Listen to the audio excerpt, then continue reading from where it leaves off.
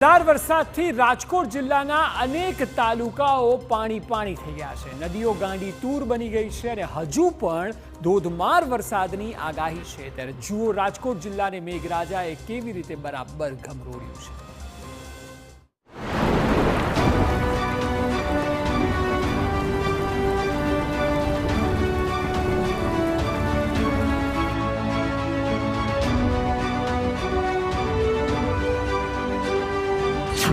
રાજકોટ જિલ્લામાં મેઘાનો પ્રચંડ પ્રહાર, અનેક ગામડાઓ થયા જળબંબાકાર।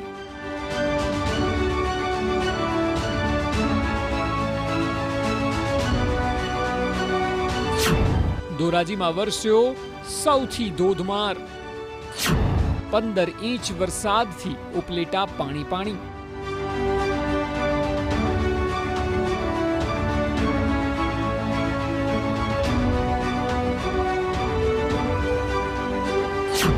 સ્થળ ત્યાં જળ, આકાશી આફત અકળ।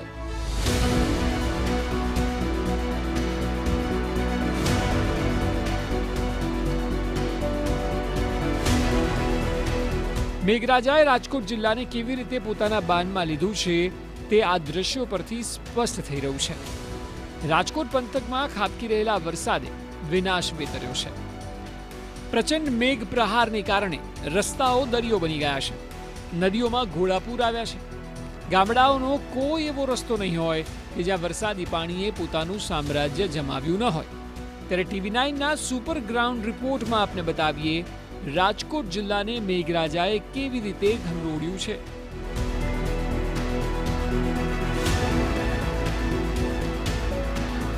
સૌથી પહેલા જામકંડોરણાના દ્રશ્યોને જુઓ।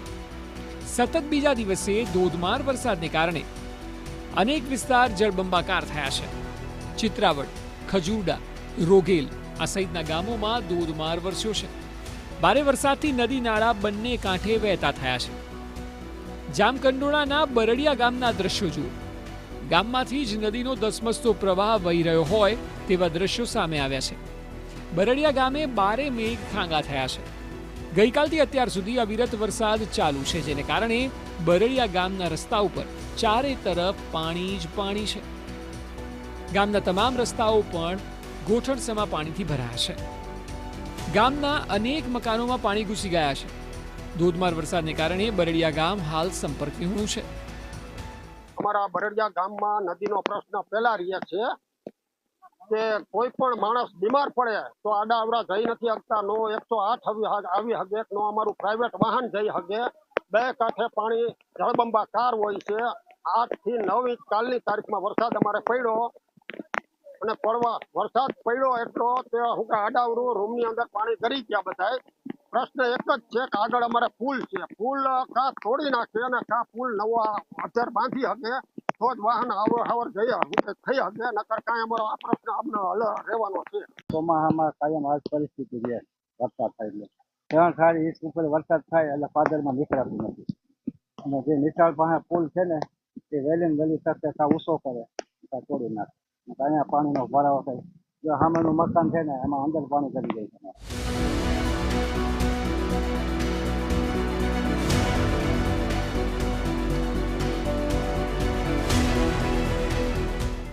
જામકંડોરણાના ગુદાસરી ગામના દ્રશ્યો જુઓ। ગામની ચોતરફ પાણી જ પાણી છે।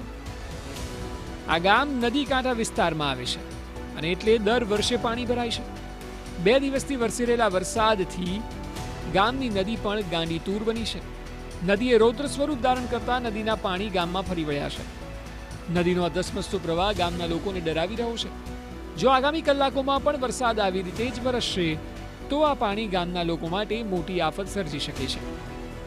સાંબેલાધાર વરસાદને કારણે ગામના મંદિરમાં પણ પાણી ફરી વળ્યા છે। તટેશ્વર મહાદેવનું મંદિર પણ પાણીમાં ગરકાવ થયું છે।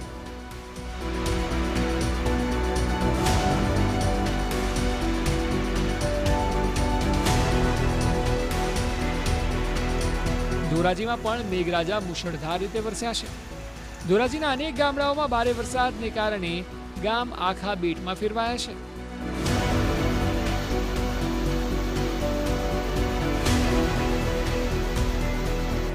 જો કે ધોરાજીના ગામડાઓની સ્થિતિ કેવી છે તે આપને બતાવીએ તે પહેલા જુઓ ઓસમ ડુંગરના દ્રશ્યો. મુશળધાર વરસાદને કારણે ઝરણાઓ વહેતા થયા છે. ડુંગર પરથી જુઓ કેવી રીતે પાણીનો ધોધ વહી રહ્યો છે. ભારેથી અતિભારે વરસાદના કારણે ધોરાજીની તમામ નદીઓ હાલ ગાંડીતૂર બની છે. જો કેવી રીતે રસ્તાઓ પરથી પાણીનો પ્રવાહ વહી રહ્યો છે. નદીનો આ ધસમસતો પ્રવાહ ડરાવી રહ્યો છે. ધોરાજીના મોટી મારડ ગામની સ્થિતિ જુઓ. ધોધમાર વરસાદને કારણે અહીં પૂરની સ્થિતિ ઊભી થઈ છે. મોટી મારડ ગામે ધોધમાર 10 ઇંચ જેટલો વરસાદ ખાબક્યો. ભારે વરસાદને કારણે પાણીનો પ્રવાહ વધ્યો છે. અનેક રહેણાંક વિસ્તારમાં વરસાદી પાણી ભરાયા છે. વરસાદને કારણે ગામની નદીમાં ધસમસતો પ્રવાહ જોવા મળી રહ્યો છે. ગામમાં ચારે તરફ પાણી જ પાણી છે. માર્ગો નદીમાં ફેરવાયા છે અને આફતનો તો કોઈ જ પાર નથી.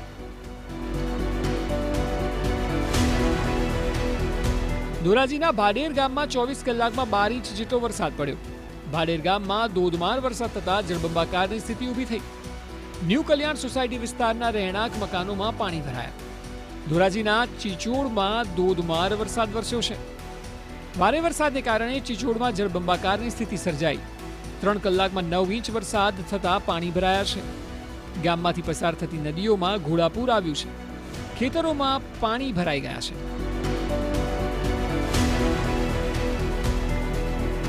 ધોરાજી બાદ હવે ઉપલેટાના દ્રશ્યો જુઓ.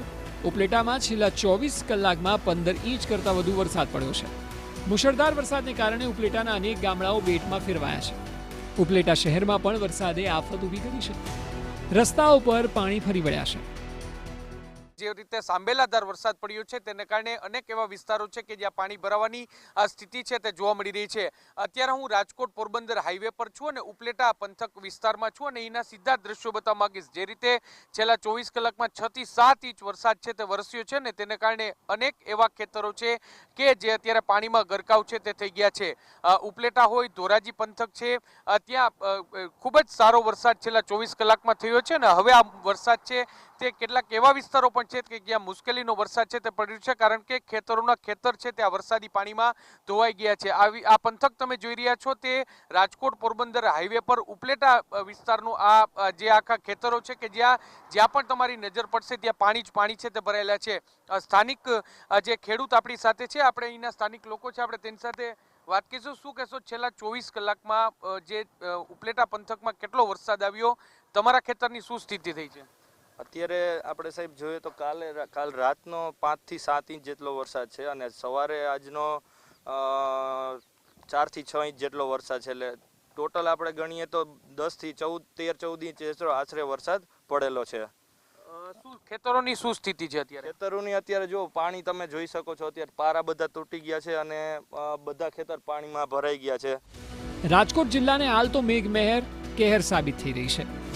ધોધમાર વરસાદને કારણે ખેડૂતોને મોટો ફટકો પડ્યો છે. ખેતરોમાં પાણી ફરી વળતા પાકને ભારે નુકસાન થયું છે. ત્યારે હવે જો મેઘરાજા રાહત નહીં કરે તો સ્થિતિ ખૂબ જ કફોડી બની શકે છે. ઉપલેટાથી મોહિત ભટ્ટ સાથે બ્યુરો રિપોર્ટ, TV9.